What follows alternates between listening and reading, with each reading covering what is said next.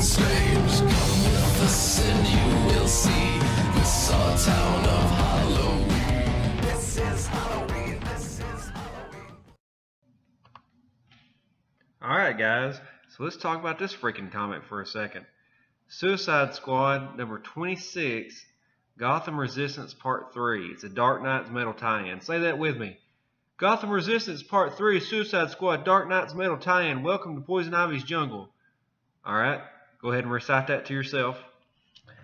So this storyline right now is like one of the best storylines I've ever read. It's just a lot of fun. I mean, it's not one of the best stories ever, but it's one of my favorites just so far. And I think it's because of this artist, Sedgwick. It seems like he can do no wrong. He's really good at drawing females. He's even better at drawing creatures.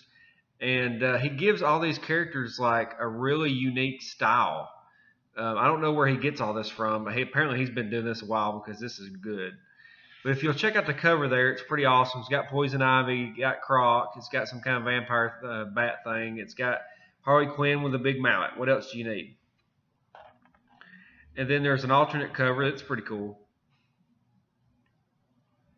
And then, so I was kind of thrown off by this Amanda Waller picture here. I didn't really like the way that they drew her. It's so different than the actual comic that it's like that's CGI. And I guess it's what it's supposed to be. It's supposed to be like a hologram, but I don't know. It lost me around that page. I was like, I don't know about that. So then she's filling them in. I love their costumes. It's really cool. There's the Suicide Squad there. They're getting filled in on the situation, so now they got to go stop the bad guys. And Croc is like, not my city. And then we get Harley Quinn there, and look how Harley Quinn's face is drawn. I mean, he drew her very beautifully to be a crazy lady. And then we get the title page, Gotham Resistance Part 2, Welcome to the Jungle. I love all these metal rock references in the titles. This is awesome. Welcome to the jungle. But anyway, yeah, that was free. But so they're sitting here, they're fighting these giant bats that are chasing them. And apparently they're like in the middle of nowhere. I don't know where the heck they're at. They've been running from them. And so they've got to jump this crevice. And everybody's like, don't do it, don't do it. And Harley Quinn, you know what Harley Quinn's going to do. She's going to do it. So they're in their Mad Max bus. And they do the jump. And the expressions on Harley Quinn's face is just perfect. This guy is so good at drawing women's faces. I guess I've got a hang up on it just because I'm so used to the bad artwork at Marvel that when you get somebody that's of this caliber, it's like it's a masterpiece because you haven't seen it in so long. But so she's singing there, flying high again, and she goes over there. She says, I'm an excellent driver. They said, whose idea was this?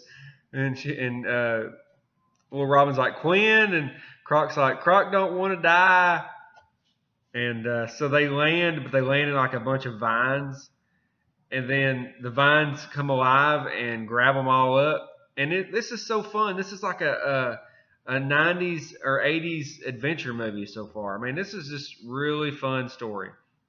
And then she sees the vines and she's like, oh, hold on a cotton picking minute.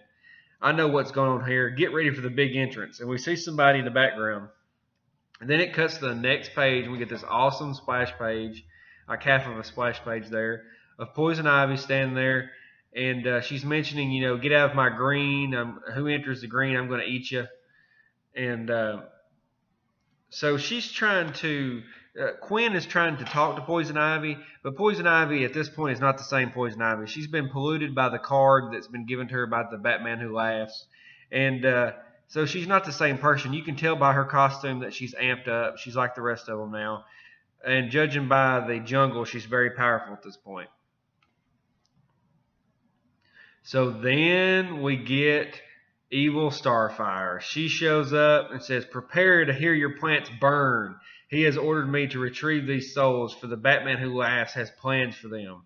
And this really goes to show you this is the downfall of all villains. There's no loyalty. You know, there's only loyalty to the main one because they're scared of him.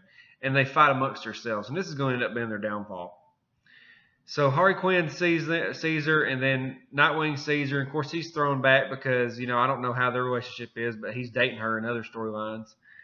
And then in the new Nightwing, he is like married to her, or was married to her and had a kid. So then Starfire and Poison Ivy get into it because she's burning the plants, and this gives what's left of the Suicide Squad and Nightwing, Green Lantern, and Robin a chance to get away.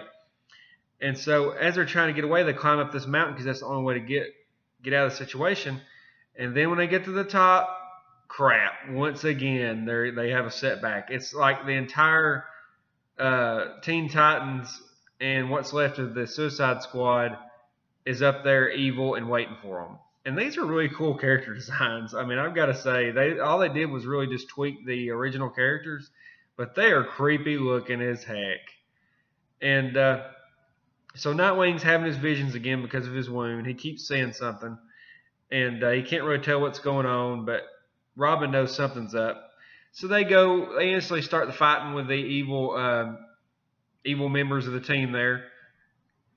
They start bashing and smashing. There's some good fight scenes going on this next page, and then you get to see Croc and Beast go, or is it Beast Boy? Yeah, Beast Boy going at it, and Croc's in that awesome looking armor, and they're just, I wish I'd saw a little bit more of that fight. That would have been cool. That was kind of a letdown, but so Green Arrow's about to start taking these guys out, and then he notices the Empress over there, whatever her name is. She's Enchantress. That's her name. Enchantress is over there fixing to throw a big bomb. And he's like, uh-oh, this ain't good. So then he notices Poison Ivy's back, and she is ticked. So she starts attacking them. They're all fighting. Nobody, that's what I said about the bad guys. It's only a matter of time before they take each other out. So Nightwing keeps fighting the evil Robin. He doesn't understand, but he's getting mortally wounded. So Robin is able to save him and get away because Damian understands that this is not the right situation to be in. So they start running away, but they realize that there's no way to get away and without stopping them. So Croc actually decides to sacrifice himself to help them get away, and I thought that was really great. So they escape. You get the freaking creepy scene of Robin there.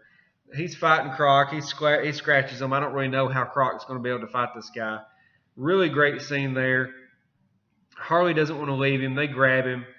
They grab her and jerk her along and get out of the situation. But then we notice something peculiar because there's this gigantic Cheshire cat in the background. I was like, why has it not tried to eat them?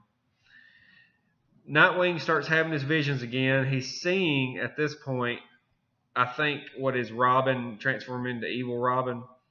Then we get the Mad Hatter. He's got his little crew there. Of course, this is people that Quinn used to hang out with, so she thinks everything's okay, but they have to constantly try to tell her, hey, this is not who you think it is. So they're running away, and then that's when Nightwing starts to tell Robin what's going on.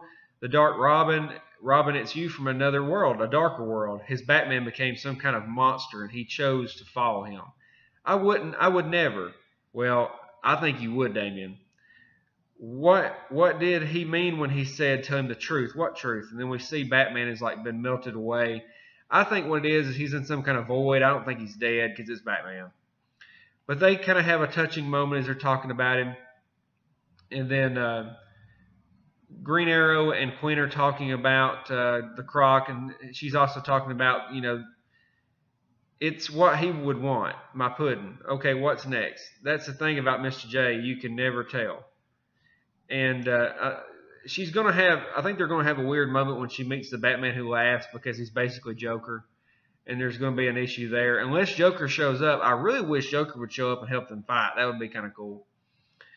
So Tweedledee and Tweedledum show up, and Mr. Terrific totally takes their tails out.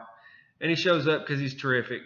And he says, we're going to bring fair play back to this city. Who's with me? And Green Arrow's like, now that's crazy, right? Well, Green Jeans, it's all about how you look at things, ain't it? And they're just like, And then next week, the epic conclusion in Green Arrow number 32. So make sure you read that, Green Arrow number 32. Now, if you're not already reading Green Arrow, it's a good time to start, not just because of this tie-in, but the last 2 or 3 issues have been really good. Go back, I think, 3 issues where he teams up with Batman, and the art is amazing. face to face with a Batman Who Laughs. Man, I can't wait. It's probably going to be a cliffhanger, but I can't wait till they fight the Batman Who Laughs. But anyway, so this comic, as you can tell by my voice, is pretty epic. I mean, just look at this art. So Stephan Šejic can do no wrong. They let him do the whole comic, and I was so glad that he didn't just do the cover. But I mean, he is going to be one of the next greats if he's already not one of the next greats. His way of doing this digital art is just amazing. And he does do some stuff that's a little risque. I don't like all the stuff he does, but to each their preference.